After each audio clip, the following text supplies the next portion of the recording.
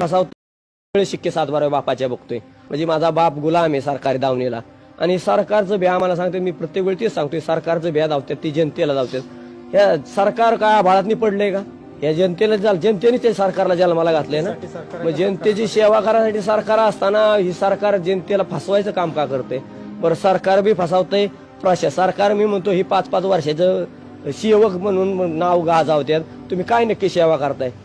काय तुमच्या सेवेतलं दिसत नाही फलित? आमचा कांदा रुपयाने जातो, मी तुमची सेवा लय मोठी दिसते आम्हाला.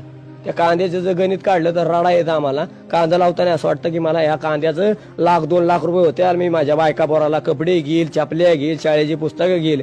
जेव्हा तो कांदा बाजारात नेतो ना, तेव्हा माझ्या बारक्या पोराला चेडी घ्यापुरतं बी पैसे त्या कांद्यात येत नाहीत.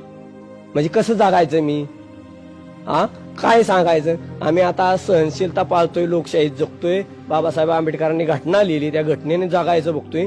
आम्हाला त्या घटनेने जगावं वाटतंय.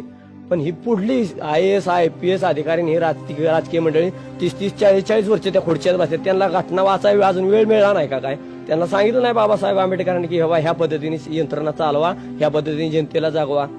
त्या काळात बाबासाहेब आंबेडकरांनी एक घोषणा केली होती, सुशिक्षित व्हा, संघटित व्हा आणि संघर्ष करा. मला वाटतं त्याचं ही फलित त्यांना भविष्यवाणी दिसली असेल की ह्या खुर्चीत बसणाऱ्या अवलादी सरळ जागणार नाहीत, ह्या जनते उलाटत्याल. म्हणून त्या जनतेला त्यांनी सावध करून ठेवलं होतं की बाबा सुशिक्षित व्हा, संघटित व्हा आणि संघर्ष करायला लागणारच आहे तुम्हाला. कारण ही तुमच्या बाजूने कोणी खुर्चीतली आणि प्रशासनातले राहणार नाहीत. त्याची जिवंत उदाहरण आहेत. आणि माहिती अधिकार त्याचं उत्तर 21 दिवसाच्या आत द्यायचं असतं. आम्हाला गावाकडून यायला आमच्या बापांच्या घरी काय खजिना नाही. सारखा मुंबईला सारखा मुंबईवरचा 1000 रुपये एका टायमाला जायला यायला लागतात. म्हणजे आम्ही घरदार कामधंदा सोडून इथं अपील करायला नाही येऊ शकत. आणि आम्हाला शेतकरी असल्यामुळे ह्याचं ऑनलाईन तक्रारीत अजून एवढं माहिती नाही. पण 50 वेळा परत तीच सांगून बी ह्यांच्यात बदल का व्हायना? आता आम्ही म्हणजे आता रडायला येते. बारीक पोरग आहे माझं 4 वर्षाचं. एक दिवशी चुकून मला पाठ्यात जाग आली 2:30-3 वाजता आणि माझ्या पोराकडे बघितलं की मला असं वाटलं की मी माझ्या पोरासाठी काय केलं. तर मला लाज वाटली की माझी जमिनी वाचणार नाही, माझ्या शेतीला पाणी पण मिळणार नाही. मी माझ्या पोराला उद्या कसा जगू? कारण आमच्या तिथं गुंडा राज चालू झालाय. आता पिस्तूल फिरायला लागल्यात, सगळे दलाल गुलाब घुमायला लागले. सगळ्यांना धंदा पाहिजे, त्यांना सगळ्यांना पैसा मिळाला पाहिजे. आम्हाला फक्त जगायचं, आमची शेती करून जगू द्या म्हणतोय आम्ही. आमच्या पोराला करोडपती नाही व्हायचं, फक्त सुखाने जगू द्या एवढं ज्या प्रशासनाला सांगायचे.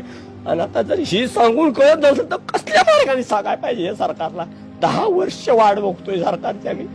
त्याच्यात बी त्यांची सिस्टम चालू होती, ह्याला फोडा त्याला फोडा, त्याचंही करा. म्हणजे अजून काय केलं शेतकरी समाधान होईल की ह्या मार्गाने शेतकरी जागला, या मार्गाने सरकारपर्यंत पोहोचला तर त्याला न्याय देत्याल. ती पण करतो आम्ही त्यांच्यासाठी, ते पण आम्ही करायला तयार आहे. त्यांचं पाय धुवून पिऊ का ती पण आम्हाला करायला लागलं करू आम्ही. नाकापर्यंत आलं. म्हणजे माकडीन सुद्धा स्वतःच्या पिलाला पायाखाली धरती शेवटच्या क्षणाला. एवढी वेळ आमच्यावर. म्हणजे आमचा बाप शेतकरी म्हणून जाल मला ती चुकी झाली का? आणि ह्याच्यात पण आम्हाला नुसतं आश्वासन. ह्याच्यात खरंच बदल करा, नाही तर नक्षलवादी उगत नाही चाल मला येत. आमचाही विचार आता डोक्यात तुम्हाला न्याय मागायचा कसा, मारून का मागून? शेवटी पर्याय नाही त्या जगात. या सिस्टम मध्ये काय करायला पाहिजे? कारण सगळं ह्यांच्या हातात आहे. खुर्च्या त्यांच्या, दलाली त्यांच्या. आणि आमच्या MIDC लादली जाते म्हणजे विकासासाठी नाही लादली जात. तिथं ज्या दलालांनी जमिनी खरेदी केल्या त्याचं मार्केट डाऊन होईल, त्यांचा व्यवसाय बंद होईल, ती विकायला लागतात, करोडपती विकायला लागतात. म्हणून ती MIDC झाली पाहिजे. शेतकरी जगतोय का मरतोय कुणाला बघायचं नाही.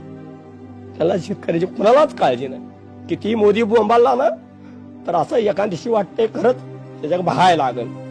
काय एक मेला तरी तीच व्हायचे, 10 मेली तरी तीच व्हायचे. काय मेलो जगासाठी तर काय फरक पडतोय? चालामल्यापासून फक्त एकच धोरण तर समाज कार्यासाठी. इथून पुढचा उरलेला वेळ बी सरळ करायच घालवणार आहे. काय असाही भिकारी जगतोय, खाऊन पिऊन तुकडा कोण वाटत नाही घालत नाही आम्हाला खायला. भिकारी बी जगतात की.